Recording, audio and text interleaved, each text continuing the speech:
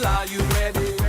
Windies in the land, just put up your hand. It's time to... Hello everyone and welcome to On Tour as we look back at the West Indies versus Australia match number 2 in the CG Insurance Series. I'm Barry Wilkinson. Thank you so much for joining us. Well, we should have been here a couple nights ago, but we all know what happened. And thankfully that the COVID-19 test came back negative and everyone was able to get back onto the field at Kensington Oval. It was Australia 1, the West Indies 0. So a victory was indeed pertinent for the West Indies in this clash. Let's go straight to the scorecard and see how the West Indies and Australia finished up at Kensington Oval. The Aussies batting first, making 187, and that was 187 all out after the West Indies put in a very good bowling performance. 3 wickets apiece there to Alzari Joseph, 3 for 39, and the left-arm spinner Akil Hussain, 3 for 30.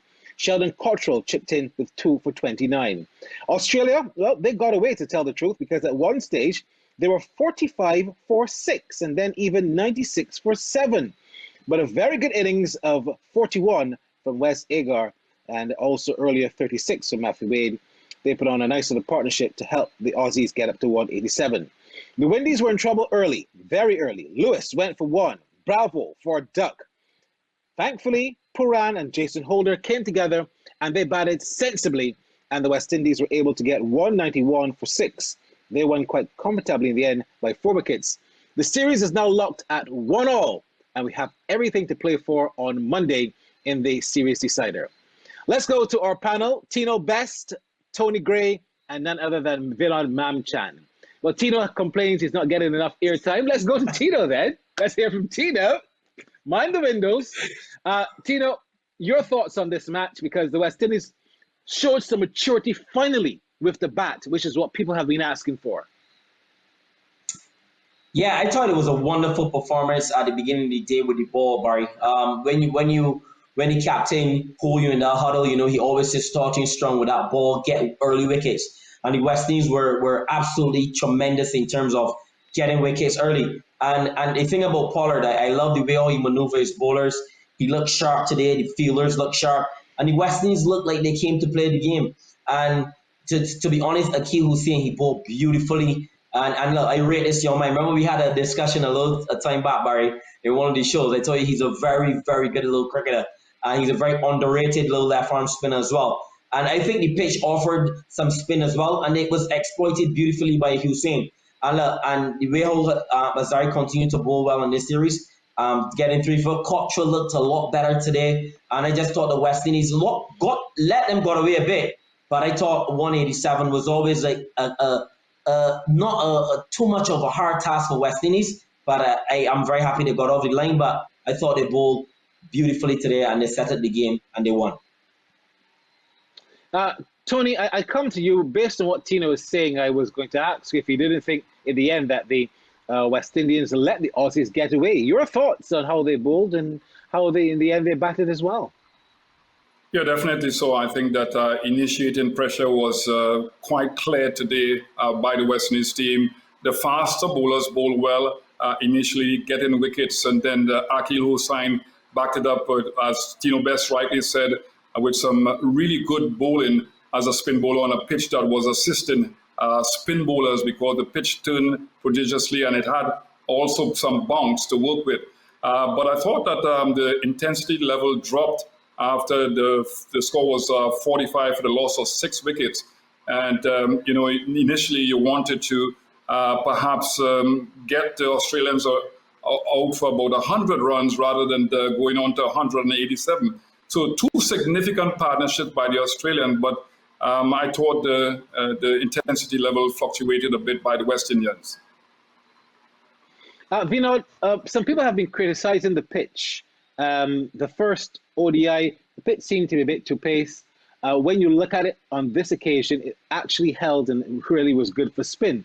Your thoughts on the surface and the conditions at Kensington Oval? Well, Barry, it's cricket that you're playing, and we always tend to say that the limited overs game should be stacked in favor of the batsmen. Tony Gray and Tino Best, of course, they would have heard that before, and it's something that they would never agree to. If you take it in that context, you would realize that, yes, it's not probably a proper cricket pitch for the limited overs game. But then at the end of the day, it's cricket. And Jason Holder and Nicholas Puran showed that you could get runs on that track, as well as Agar earlier on for Australia. So I think it was just about being sensible. You can't look to go and play cricket on the same pitch every day, because then across the world you will have concrete strips. I think it's all about testing your ability on different surfaces. I personally had no problems with what was prepared at Kensington Oval today. Tino, a lot of people have been saying this is a second-string Australian team. They've actually written that quite vociferously. They've actually said that quite vociferously, and they've actually written it quite frequently on social media. When you look at it and you look at the batting lineup of that side, is there any merit in what people are saying about the inexperience of this Australian team from a batting perspective? I'll say two things, Barry. I'll make 2 points. We are beating them, and they're not happy. They make sure they put this is a second string team.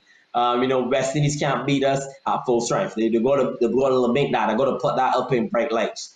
The second thing is that, I do understand that they're missing 3 of their best players, but it's international cricket, Barry, and you're playing for points. And yes, you might be missing 3 regular players, but at the end of the day, most of the times when you play a cricket game, not all of your star players come off.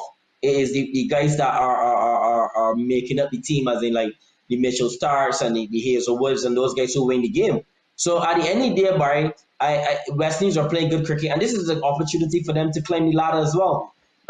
Beat up Australia. I have suffered at the hands of Australia as a West Indian cricketer. I remember getting beat 5-love in Australia in a one-day series, and that hurt. So for the West Indies to beat them, I don't care if they bring a C team, beat them, and that's the honest truth. Vinod, we look at this table now, the table updated there, the Super League table. The West Indies have to get in the top 8 if they want to qualify. How is that table looking? And still a lot of cricket to be played before 2023. Realistically, England is coming next year. The West Indies probably will tour somewhere at the end of the year. Do you think that they can continue on the trajectory to get into that top 8, or you think that they will falter somewhere along the line? Are you happy with how they're playing? Yeah, definitely, Barry. There's enough in this team to tell me that once they continue to build, they will definitely end up in that top 8. At this point in time, they got 10 points today, but they're still at number 9. But 2023 is a far way to go. What they need to do, though, is to continue to build on the strengths. The youngsters really, they're coming through nicely, and that's the positive thing. And once they continue that, Barry, and continue, I think what is critical is to continue taking advantage of your home matches. The West Indies must continue to take advantage of their home matches, and I think we'll be okay. I'm confident that we'll be okay. Tony, talk to me about Wes Agar, because he batted quite intelligently. Didn't suggest that he's a lower order batsman. What happened there that the West Indies were not able to run through the Aussies and build them up under 120? Yeah, something that we've suffered from for quite some time now in different formats of the game, the killer instinct from the West Indies fast bowlers and spinners. And you've seen it again. Significantly, I think that he played well, he played intelligently, he took his chances, and we didn't see the decisive type of deliveries from our fast bowlers, for example. I just talked about the intensity level being dropped, and that was quite evident there in the latter stages of the game. I think they should have been a little bit more aggressive to him. The field placing had to be that way inclined with aggression and a little one or two bouncers at Agad and the other batsmen at the lower half of the Australian team. But we let them get away. They grew in confidence, and he played all types of shots. And that the tail-ended batsmen, they like to play shots over the top and that sort of thing. So the decisive, direct type of deliveries were not there at the end, and they gain what you call game momentum going into bowl. Vinod, I'm going to ask you to tell our audience a little bit about Akeal Hussain, because he's from your neck of the woods. Akeal is really an underrated cricketer, and Tino Best put it beautifully early on. He comes from Laventille in Trinidad, a place that is known for things that are not so positive. And I think he's a beacon. He's a really a shining star out of Lavente in Trinidad. He has done really well. He came through the ranks at Queen's Park from very early. He has stayed with that club. He also gained a lot of experience playing for the Barbados Tridents. Now he's with the Trinbago Knight Riders. And, he's a hard worker. He is very close friends with a guy in Trinidad here by the name of Vishwanath Sina, who tends to be something of a manager to him and has him playing cricket year-round. Whether it's lockdown or not, they find some way for him to play cricket and for him to continue developing. What they do, though, Barry, is a lot of one-on-one talking, a lot of mental work. And I think I want to really recognize Vishwanath Sina as I also speak about Afi Hussain. All right, we're going to take a break on tour. When we come back, that partnership with Nicholas Puran and also, of course, Jason Holder. And we also look at Darren Bravo's cricket, which continues to look like if it's deteriorating. That is indeed a big concern. We also discuss Hetmyer and why he is not in the team and Jason Mohammed is. Lots to discuss on tour when we come back. It's time to jump up, people, are you ready? Windies in the land, just put up your hands. It's time to jump up, people, are you ready? Windies in the land, just put up. So welcome back then to On Tour, the West Indies winning by some 4 wickets. Tino, I'll come straight to you to discuss a couple of things. One, Jason Mohammed playing before Shimron Hetmyer. I'm beginning to feel that there's something else that we're not hearing about, that Hetmyer is not getting any time to play. What do you think is the issue, and why, are they continuing to play Mohammed and even Darren Bravo before Shimron Hetmyer? Tino, I'll get everyone's take on it because then everyone is burning to discuss it. I'll start with you first of all, Tino. You give me the new ball. Yeah, you have the new ball. Look, Barry, to be honest, I'm disappointed that Jason Mohammed and Darren Bravo are playing in the team before Hetmyer. From the 2020 in St. Lucia, I thought that I saw a nice little turnaround with Hetmyer. And look, even though he didn't make any runs, I think he played in the first one there, and he didn't come off. I still believe that you have to persist with Hetmyer, because when we were talking about dropping someone, I said Darren Bravo, you got to replace Darren Bravo if Shea Hope was coming in back into that playing 11. And look, when you saw what Mitchell Starc did today, I mean, look, it's an absolute peach of a delivery. But you got to expect that from Mitchell Starc. And look, since I'm not looking at it from a fan point of view, right? And since they had the whole issue with the old president and Darren Bravo cricket has totally regressed. And it hurts my heart to see one of our brightest stars cricket just deteriorate so badly. And I had a lot of time for Darren. I remember that tour, the last tour he was on for West Indies, Darren Bravo scored a double 100 in Dunedin. And I thought that he was one of the best players, and he was clearly in the top 5 best batsmen in the world at that point. And his cricket has regressed since he got in the whole issue, the whole Twitter splat with the ex-president and stuff, and his cricket hasn't come off. And Barry, to see him, he's a shell of himself. And for Mitchell Starc to hit his off stump, back to the wicketkeeper, Barry, wow. I was lost for words, and it pains me to see that.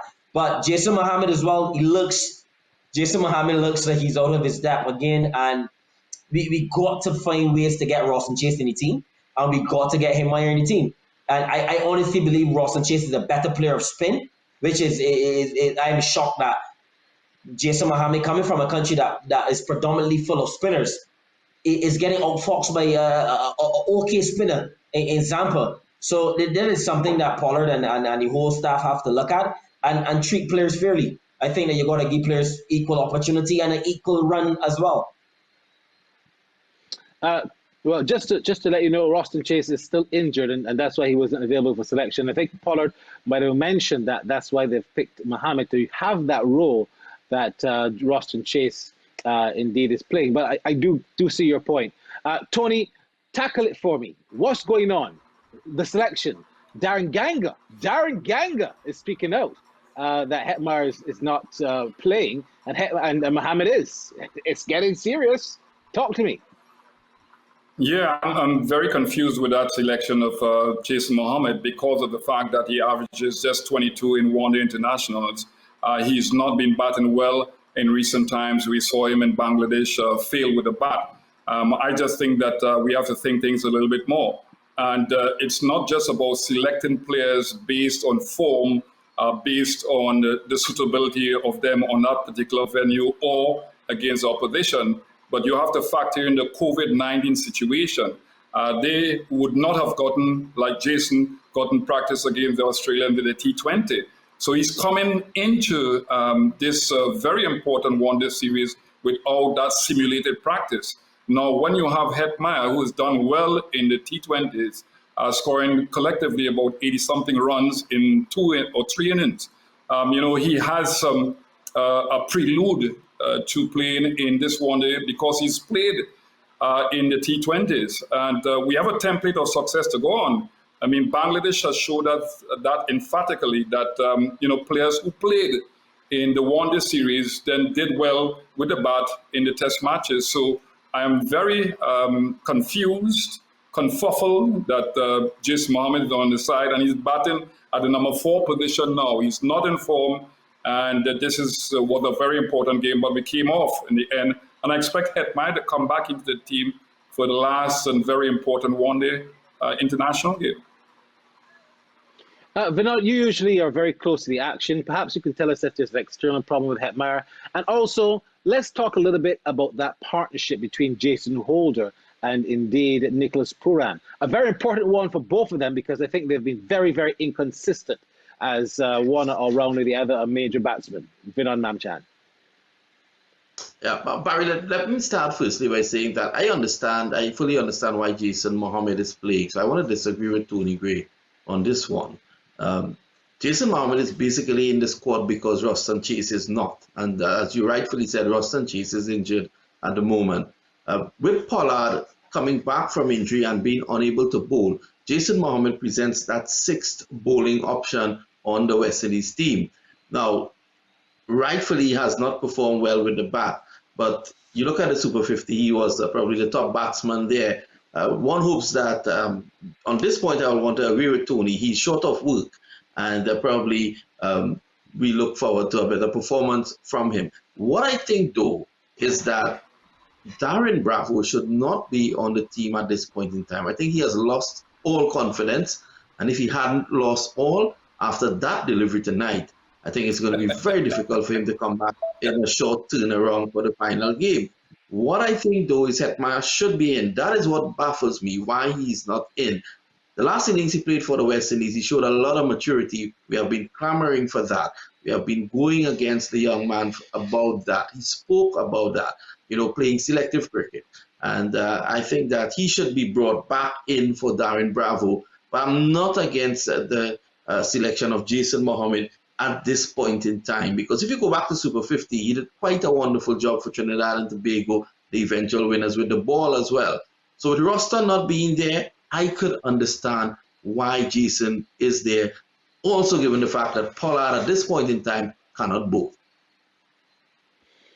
Tino, tackle then this partnership for me between between Pooran and Jason Holder. Look, I thought it was a good partnership, and I can tell you this: Jason Holder did a tremendous job in letting Pooran understand what needed to be done. And I remember it was a short ball. It was Meredith, that gave him a short ball that made him flinch, and then the next ball was a proper short ball, and Pooran took it on. If you flinch at a ball that is not that short, you can't look to take on the pull shot, and it was very fortunate that it dropped right in front diving start, but Jason came down, and I thought the communication between two of them was beautifully done. And look, that's what you want to see. You want to see your senior players and speaking to each other in the middle. That's how you get partnerships. That's how you build confidence. That's how you get over the line. So I thought the partnership was wonderful to watch. I really sat down and I said, look, if we can't build a partnership here, I think the game is going to be dead. I think that West Indies going to get bowled for 130, and it's going to be very embarrassing. But those two came to the fore. They complemented each other beautifully, and it was a wonderful partnership to watch, Mary. Great stuff there from Tino Best. We're going to take a break. When we come back, we're going to hear from you, the viewers. You've got some things on your chest. You're going to get it off when we come back right here on tour. To jump up, people, are you ready? Windies in the land, just put up your hands. The top is time to jump up, people, are you ready? Windies in the land, just So welcome back to On Tour. Let's take in now some voice notes and some WhatsApp messages coming in from you who have been writing in. This WhatsApp is coming from Trinidad and Tobago. Let's have a listen. When I look at West Indies cricket at this point, West Indies cricket is just hot and cold, inconsistent. And I want to believe that the problem we have, these guys have to play test cricket to be professionals. You have to have even 5 or 6 persons permanent in all of the games. The T20, the Test, and the One Day. But the problem I see that West Indies have 3 teams. You have the Test, you have the 2020, and then you have the ODI. And I think these guys have been robbing over from the skill. They have been robbed from the skill because somebody going to tell them, play 2020 is good. Look at the vibe, the guy there, Puran. Puran to me have all the talent, but he need to play. He need to play test cricket. Narayan is an example. Narayan should have played test cricket. So this is what I see, Barry, that the whole system that we have is not straight. Somebody is fooling somebody. When you look at the past, with Vivian, Andy, and Hall in them, these guys was professional. They could have played all area of the game. But something totally wrong. Something totally wrong. All right, thank you so much for that. Let's read this message now. It says, good evening to you guys, Tony, Tino, Vinod. I have a question for the panel, but it is pertaining to the first ODI. There was a lot of debate amongst my friends. When Nicholas Puran was batting, he was struck on the pad in line with the leg stump. The appeal went up and the presiding umpire gave the decision as out. This was reviewed by Puran, and the TV umpire upheld the decision. My friends are telling me if the presiding umpire decision was not out and the Australian had asked for the review, the decision would have remained as not out because the ball was just hitting the outer part of the leg stump. Can you give me an opinion? Tony Gray, tackle that for me. You tend to have the answer for these questions. Yeah, it would have been not out, obviously, because the presiding umpire is saying it's not out. It's been reviewed. It would have been not out. All right. So hope that answers your question, sir. This next question says, good afternoon. My question is for Anthony Hollis Gray. Why and what is the reason that Lendl Simmons is not selected on our one international team? He had a very good Super 50 in 2020. Glenn Narayan from Trinidad and Tobago. Back to you, Tony Hollis Gray. Yeah, I think that obviously what Simmons showed in the T20 game is some form. He played some wonderful innings. One particular innings, he batted long into the innings, and that's what you want in the 50-over game. I think that he's one of the most combative batsmen in regional cricket. And because of the importance of these one-day series, I think that he should have been there. And I think that, as I mentioned just now, that the selectors must understand that just COVID time, players are not going to get the simulated practice they need against the opposition. If we go back into the deep past, for example, when West Indies dominated world cricket, the batsmen there played against teams, not just in Test match cricket, but followed by one-day internationals and vice versa. So they were accustomed playing against the opposition. So Simmons has had a good run against the Australians in the T20 and should have been in the side because of his combative nature and his positive stroke play. Do you agree with that, Tino Best? Yeah, of course. I thought that Lendl, and the first couple of T20s, I don't think that he rotated his strike properly. But as he got into the series, I think that he showed that temperament that all of us want to see from him, and with all that experience as well. And look, I first toured with Lendl Simmons back in 2002. So those are the fundamentals that he has brought through his career. He's still playing for West Indies, which is wonderful to see. So I agree with Tony Gray. Well, all right. I'm quite excited about Monday's match because this represents an opportunity for the West Indies to win not only the T20s, but the ODIs. They have not done that in eons. And like Tino Best said earlier, It doesn't matter which Australian team you're playing against. The fact of the matter is you have an opportunity to beat Australia, and that opportunity presents itself on Monday. Everyone is going to be tuned in. You can't go to the game, so come on TV, come on tour, watch it right here, and we have all the analysis after the game for you. I want to thank Tino Best, Tony Gray, and Vinan Mamchan. Continue to send in your thoughts. We're going to just go out with this cricket fan. He sent me this video. I found it hilarious. He's actually showing the West Indies how to bat while the match is going on. And he sent this to our cricket chat. I'm just going to ask our executive producer, Rivalina Simmons, just to show you a bit of it. We're going to go out on that note. But thank you so much for sending that for Trinidad and Tobago. I found it hilarious. Great stuff. Continue to watch. Until Monday, when we have that final match. I'm Barry Wilkinson. Bye-bye for now. ODI series. Look for it, gotta look for it. Look for it. Oh man, we bat smart tonight. I get up some of my remedies how to bat smart.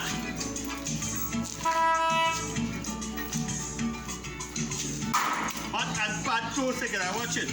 Bat and pat close together, fellas. And when you're hitting, you drum down, cover the ball, and hit for 6. You understand? I could make that side. Donuts, wide ball down the leg side, leg go for wide. You understand? When they put it in the half there, 6 runs. That's what we're talking about. So we looking good. Yeah, man. Hey! How much all the thought we would have went tonight, but I have to follow them out, boys. Well, let's stop the insularity now, man. We have players for the occasion.